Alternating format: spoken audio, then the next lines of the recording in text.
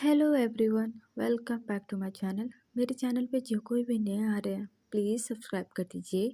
Video को like और comment करके ज़रूर बताना कि आज की स्टोरी आप लोग को कैसी लगी। तो चलिए स्टोरी शुरू करते हैं। पिछले पार्ट में हमने देखा था यूसी दर्द से चिल्ला रही थी।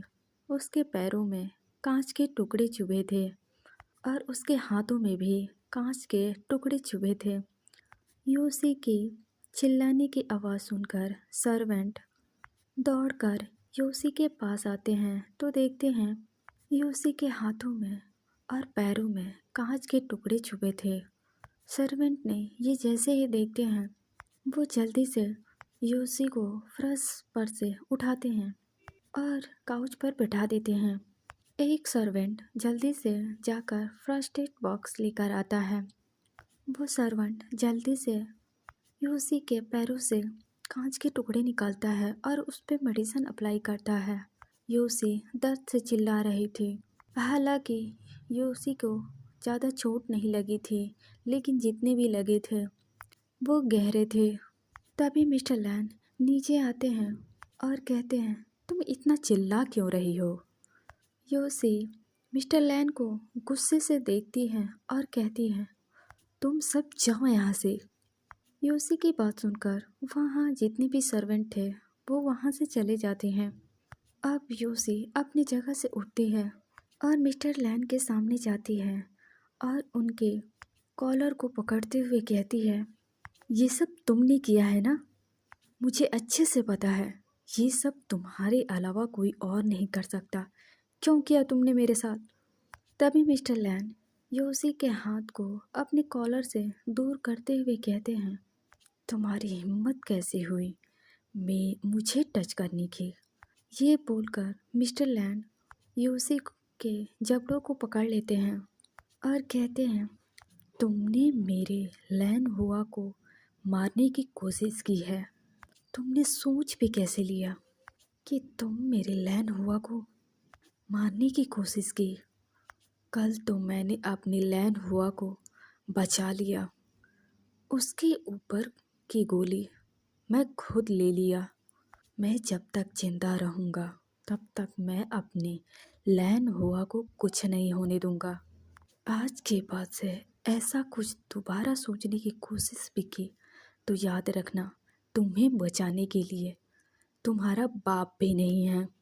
अगर मेरे लैन हुआ को एक खरोच भी आई तो मैं तुम्हें छोड़ूंगा नहीं। आज मैंने सिर्फ तुम्हें वार्निंग दी है। आइंदा से तुमने ऐसा कुछ किया तो याद रखना, तुम्हारे साथ बहुत बुरा होने वाला है। तुम्हारी भलाई इसी में है कि तुम मेरी लैन हुआ को चोट पहुंचाना बंद करो, वरना। ये बोलकर मिस्टर लैन यूसी को छोड़ देते हैं और अपने रूम की ओर चले जाते हैं। वहीं यूसी चिल्लाते हुए कहती है, चिंग हंजुन, तुमने अच्छा नहीं किया। तुमने मेरे साथ बहुत गलत किया है। इसका बदला तो मैं लेकर ही रहूँगी। चिंग हंजुन, तुमने जो भी किया उसकी कीमत चुकानी होगी तुम्हें, समझे तुम? ये बोलकर लूसी अपने कमरे की ओर चली जाती है। जैसे ही लूसी अपने रूम को डोर को ओपन करती है तो सामने का नज़ारा देखकर उसके मुंह से चीख निकल जाते हैं। लूसी की इतनी तेज आवाज़ सुनकर सारे सर्वेंट मिस्टर लैन दौड़कर यूसी के पास आते हैं। जब सारे सर्वेंट यूसी के रूम में आते हैं तो सामने का नज़ारा देखकर वो भी डर जाते हैं। वहीं यूसी डर की वजह से कांप रही थी। यूसी के रूम में डेड बॉडी पड़ी थी। उस डेड बॉडी को देखकर ऐसा लग रहा था किसी ने उस पर्सन को बहुत ही बेरहमी से मारा हो। उस पर्सन के बॉडी में ऐसी निशान बनाया गया था जिसे देखकर किसी की भी रूह कांप सकती थी। वो डेड बॉडी देखने में इतना डरावना लग रहा था। उसे देखकर सारे सर्वेंट 2 कदम पीछे हो जाते हैं। वहीं मिस्टर लैन भी आ जाते हैं तो देखते हैं यूसी फर्श पर बैठकर कांप रही थी। यूसी की बहुत बुरी कंडीशन थी। उस डेड बॉडी को देखकर मिस्टर लैन यूसी के पास जाते हैं और उसे उठाते हैं और दूसरे कमरे में ले जाते हुए सर्वेंट से कहते हैं, इसे क्लीन करो। मुझे ये रूम पूरी तरह से क्लीन दिखनी चाहिए। मिस्टर लैन यूसी को एक रूम में लेकर आते हैं और उसे छोड़ देते हैं, जिससे यूसी फर्श पर जाके गिर पड़ती है। यूसी अब भी शौक में थी। उसके आंखों में आंसू थे। उसका पूरा शरीर कांप रहा था। मिस्टर लैन यूसी के सामने अपने घुटने पर बैठ जाते हैं और यूसी को देखते हुए कहते हैं, क्या हुआ यूसी? क्या तुम डर गई? तुम्हें इतने में ही डर लग रहा है? मिस्टर लैन की आवाज़ सुनकर यूसी अपनी डरी हुई नज़रों से मिस्टर लैन को देख रही थी। ये देखकर मिस्टर लैन हंसते हुए कहते हैं, उस पर्सन को तुमने ही भेजा था ना, लैन हुआ को मारने के लिए? यूसी कांपती आवाज़ में कहती हैं, आपने मेरे साथ इतना बुरा किया। यूसी की बात सुनकर मिस्टर लैन नाम में सिर हिलाते हुए कहते हैं, नहीं नहीं, ये सब मैंने नहीं किया, मेरा यकीन करो। अगर मैं करता तो इससे भी बुरा करता, वो भी तुम्हारे साथ। लेकिन ये मैंने नहीं किया, ये मेरे बेटे ने किया है, क्योंकि उसे पता चल गया था कि वो सभी सारे गार्ड्स उसके मॉम को मारने के लिए गए थे। इसलिए उसने तुम्हारे लिए ये गिफ्ट के तौर पर भेजा है। मिस्टर लैन के बात सुनकर यूसी जल्दी से उठकर खड़ी हो गई और हैरानी से मिस्टर लैन को देखने लगी। अब मिस्टर लैन भी खड़े हो जाते हैं और अपनी पैंट के पॉकेट में हाथ डालते हुए कहते हैं, तुम्हें क्या लगा तुम उसके मॉम को मारने की कोशिश करोगी और वो तुम्हें छोड़ देगा? क्या तुम्हें पता नहीं, लैन वांगजी एक माफिया किंग है। वो लोगों को मारने से एक बार भी नहीं सोचता।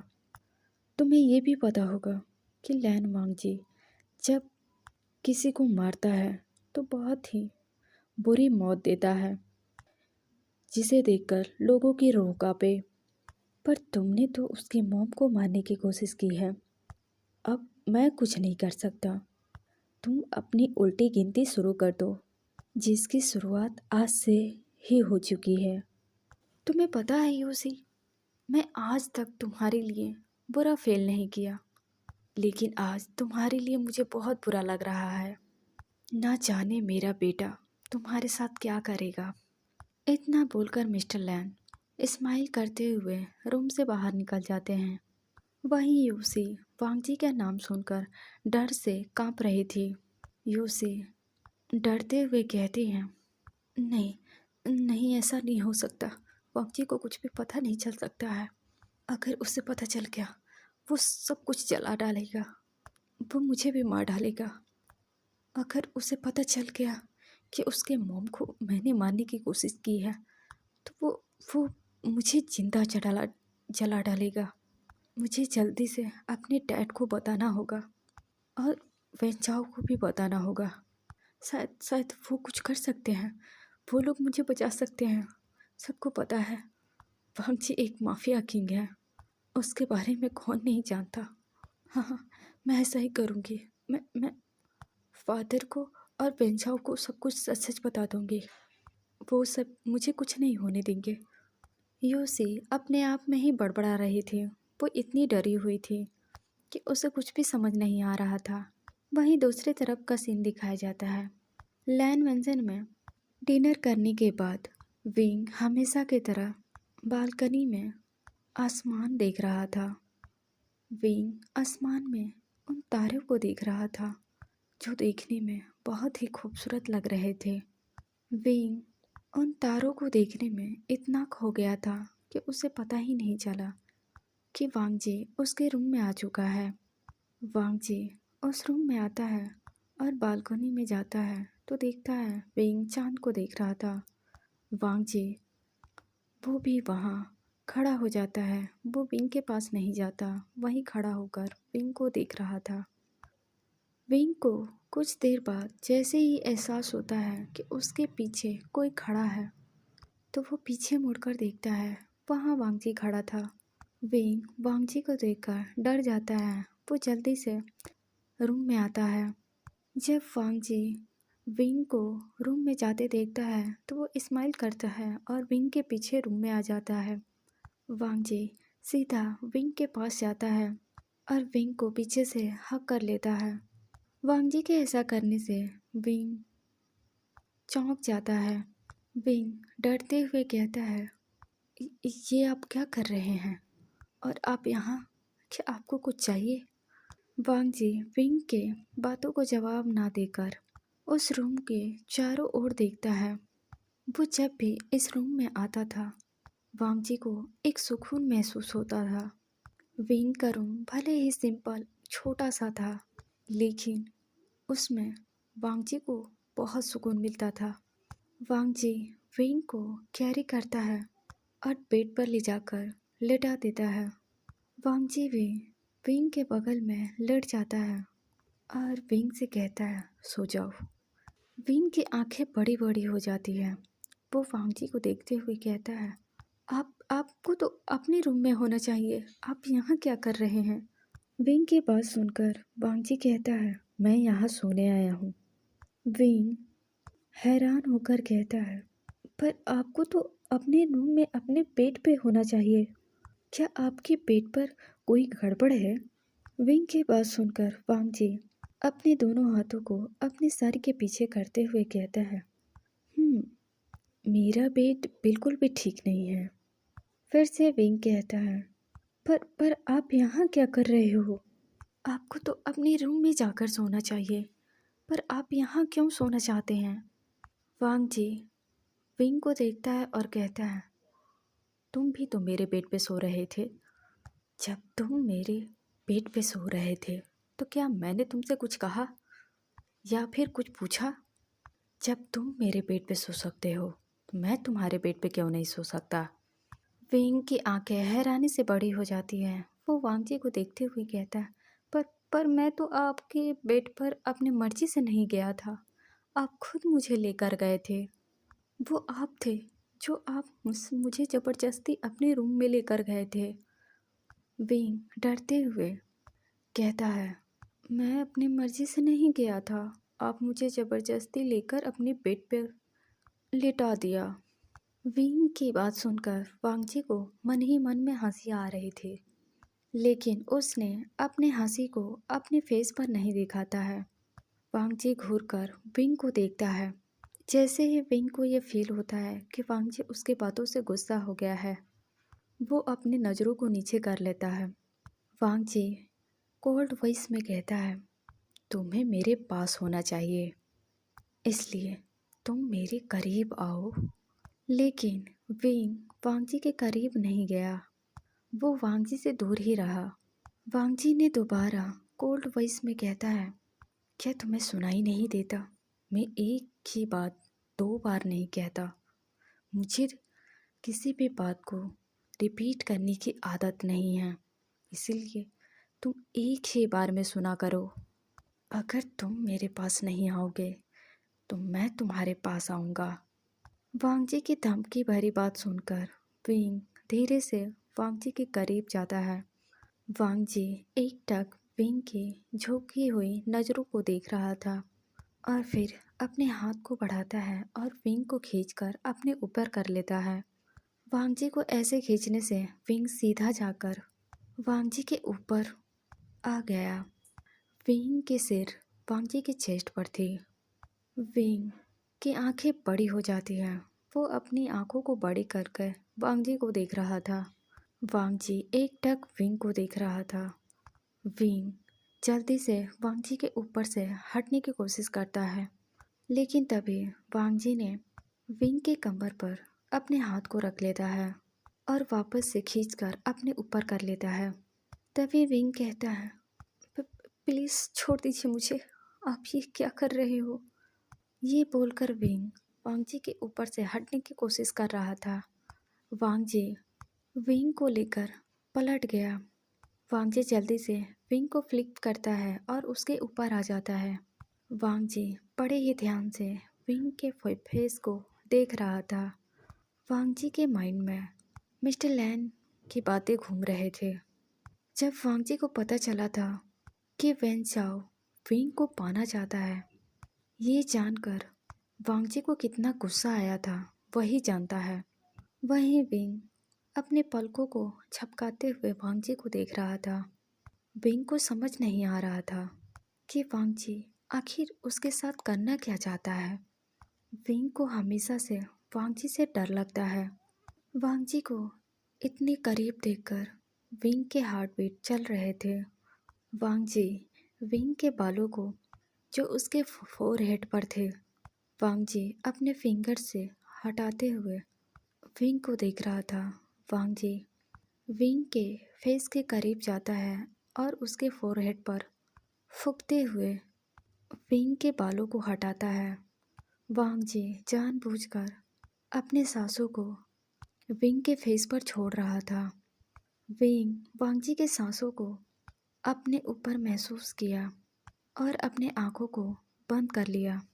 ये देखकर वांगजी धीरे से विंग के नोज पर किस करता है और कहता है, माय लिटिल बनी।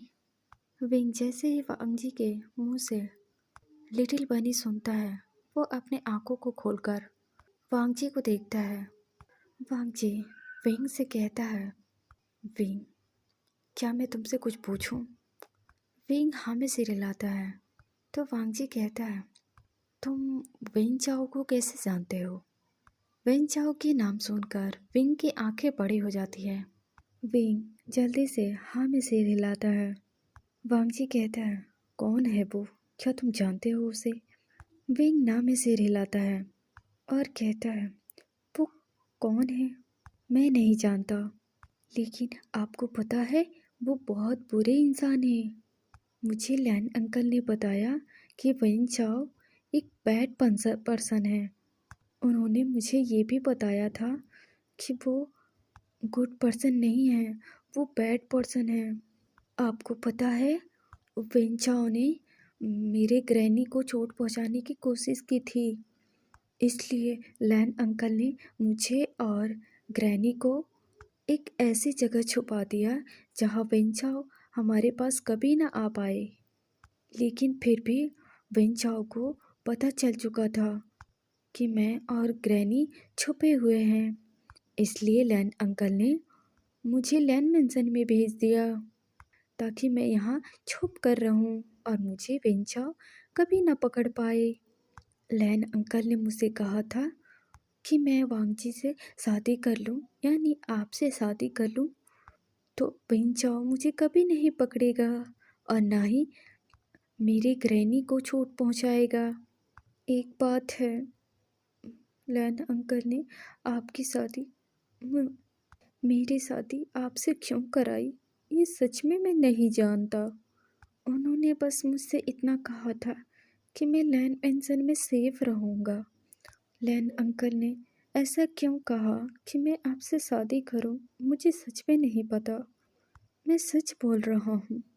विंग की बात सुनकर वांगजी अपने मन में कहता है, इसका मतलब मिस्टर लैन ने विंग को पूरा सच नहीं बताया।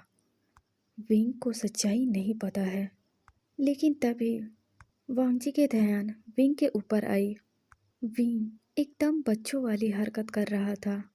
वांगजी को विंग एकदम बच्चा लगता था। वो कैसे भूल गया कि उसका ओमेगा एक बेबी ही तो है। तभी वांगजी कहता है, विंग क्या तुम कभी संघाई गए हो? वांगजी की बात सुनकर विंग पहले तो ना में सिर हिलाता है, फिर कुछ सोचकर हाँ में सिर हिलाता है। ये देखकर वांगजी की आंखें छोटी हो गई। वांगजी गुस्से में घूर कर विंग को देखने लगा। विंग कहता है, मैं गया था, मेरी ग्रैनी ने मुझे घुमाने के लिए संघाई लेकर गई थी, क्योंकि मैं मेंशन से बाहर कभी नहीं निकलता था, इसलिए ग्रैनी ने मुझे संघाई लेकर गई ताकि वो अपने फैमिली से भी मिल सके और मुझे घुमा सके। क्योंकि मैं कभी बाहर नहीं गया, इसलिए ग्रैनी मुझे अपने साथ बाहर लेकर गई। विंग की बात सुनकर वांगजी गुस्से में विंग के बगल में लेट गया। वांगजी ने जल्दी से विंग को अपने ऊपर लेटा दिया। विंग के फोरहेड वांगजी के चेस्ट पर था। वहीं विंग बेबी की तरह वांगजी के शर्ट के बटन के साथ खेल रहा था। विंग वांगजी के शर्ट के बटन से खेलते हुए कहता है, वो वो मैं ना ग्रैनी के साथ संघाई गया था। वांगजी कहता है, और तुम जब संघाई गए तुमने क्या क्या किया विंग, और कहाँ कहाँ घूमने गया?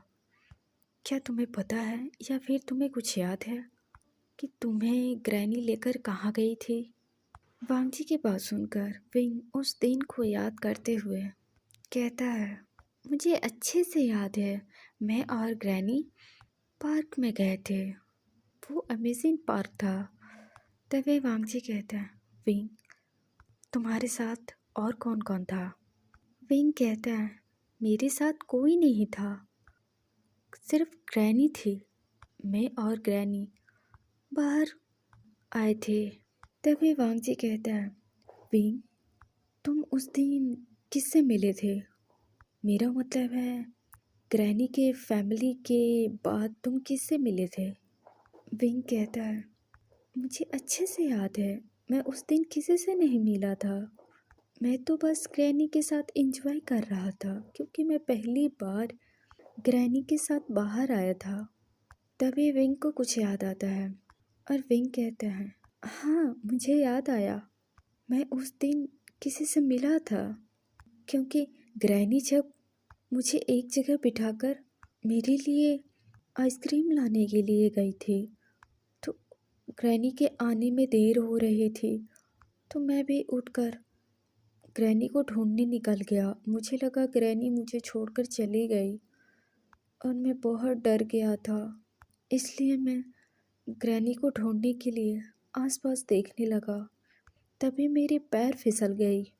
जब मैं गिरने वाला था तभी मुझे किसी ने गिरने से बचा लिया। वो पर्सन मुझसे थोड़ी देर बाद गई। तब भी वांगजी विंग को देखते हुए कहता है, उसने तुमसे क्या बात की? विंग कहता है, उन्होंने बस मुझसे मेरा नाम पूछा था। उसके बाद ग्रैनी वहाँ आ गई और मुझे वहाँ से लेकर चली गई। विंग की सारी बातें को सुनकर वांगजी अपने मन में कहता है, इसका मतलब उस दिन कोई और नहीं बेन चाओ ही था जो उस दिन विंग से मिला था। उसी सिर्फ विंग के नाम पता है, लेकिन विंग कहाँ है उसे ये नहीं पता। जब तक वो विंग के बारे में जान पाता, उससे पहले ही मिस्टर लैन ने विंग के साथ उस ग्रैनी को छुपा दिया ताकि विंग चाओ इन दोनों को ढूंढ ना पाए। वहीं विंग एक अच्छे बच्चे की तरह वांगजी को सब कुछ बता रहा था। विंग अपने मन में कहता है, मैंने तो सब बता दिया जो भी इन्होंने मुझसे पूछा, पर ये अब मुझे क्यों नहीं छोड़ते? मुझे लगा कि मैं इन्हें सब बता दूंगा तो ये मुझे छोड़ देंगे और मेरे कमरे से अपने कमरे में चले जाएंगे। कहीं ये मेरे कमरे में आज सोने वाले तो नहीं है ना? कोई बात नहीं, अगर ऐसा है तो मैं ही इस रूम से बाहर निकल जाऊंगा। विंग अपने आप से ही बातें कर रहा था। तभी विंग को वांगजी की आवाज़ सुनाई देती है, तुम अपने इस छोटे से दिमाग में बड़ी बड़ी बातों को सोचना छोड़ दो, माय लिटिल बनी। वांगजी की बात सुनकर विंग की आंखें बड़ी हो जाती है। विंग हैरानी से वांगजी को देख रहा था। विंग वांगजी से कहता है, मैं अपने आप से जो भी कह रहा था क्या आपने वो सब सुन लिया? वांगजी स्माइल करता है और कहता है, तुम इतना ज़ोर से बोलोगे तो किसे सुनाई नहीं देगा? तो विंग हड़बड़ाते हुए कहता है, मैं सच कह रहा हूँ, मैंने आपके बारे में कुछ भी बुरा नहीं सोचा और ना ही मैंने आपको बुरा कहा।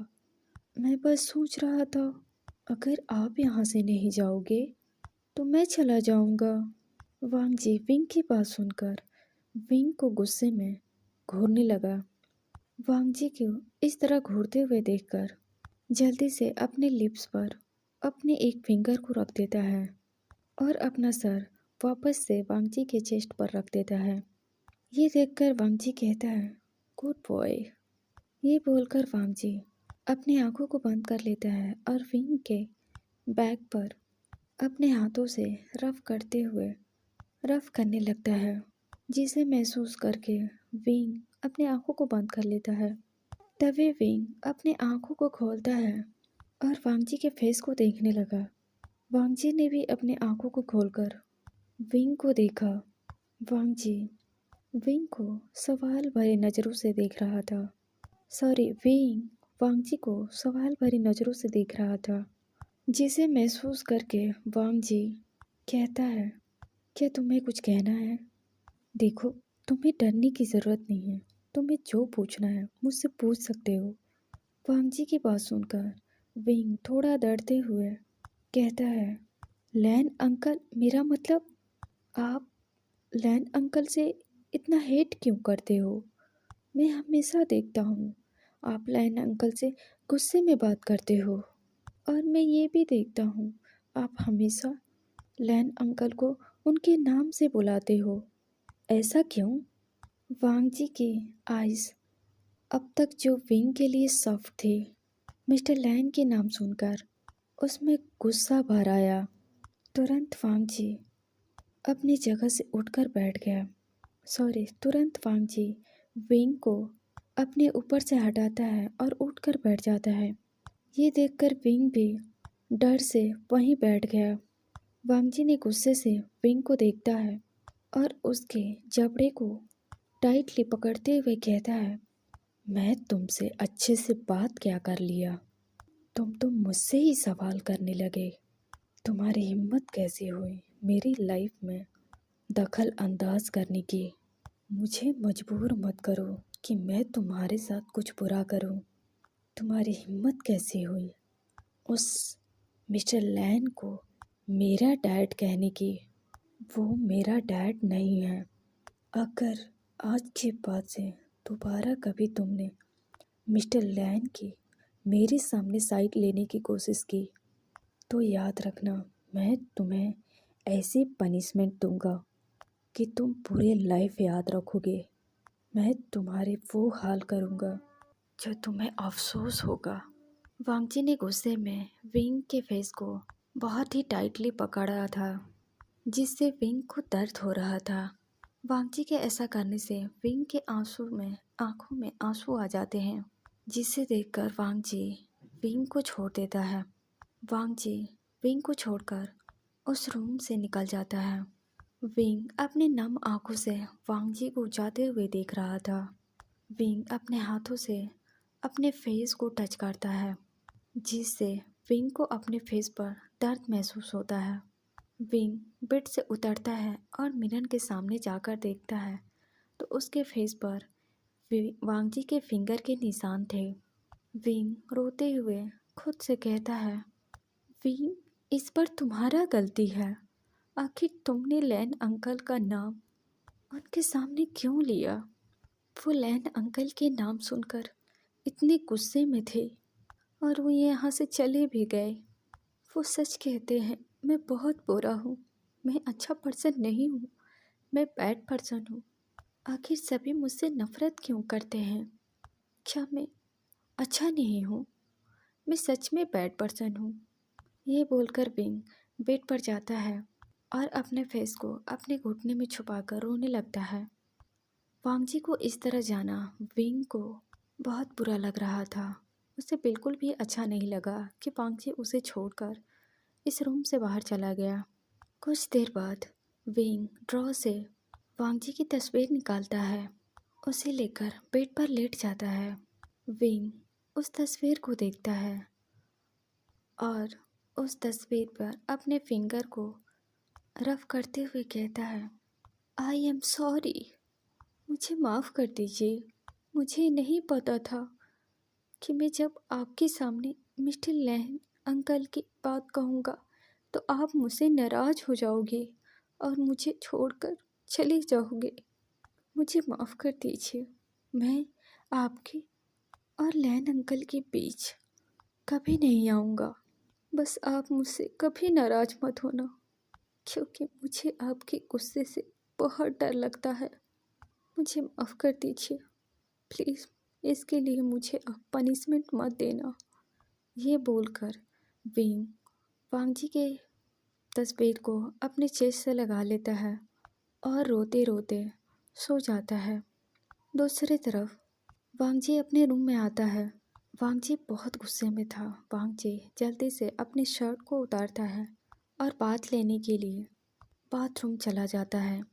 वांग जी ठंडे वांग जी शावर के नीचे खड़ा था। वांग जी की आंखें बंद थी। वांग जी के ऊपर ठंडे पानी गिर रही थी।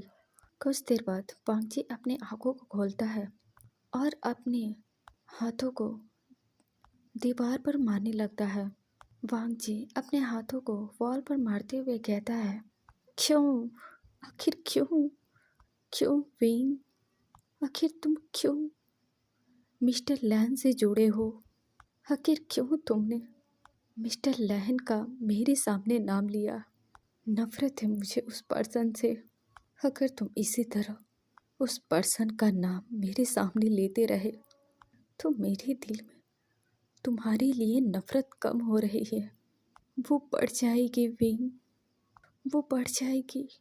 प्लीज़ तुम उस पर्सन का नाम मेरे सामने मत लो, क्योंकि मैं कहीं ना कहीं तुम्हें अपने दिल में एहसास करने लगा हूँ।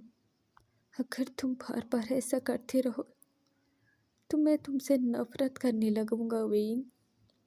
मैं नफरत करने लगूंगा, जो मैं नहीं चाहता।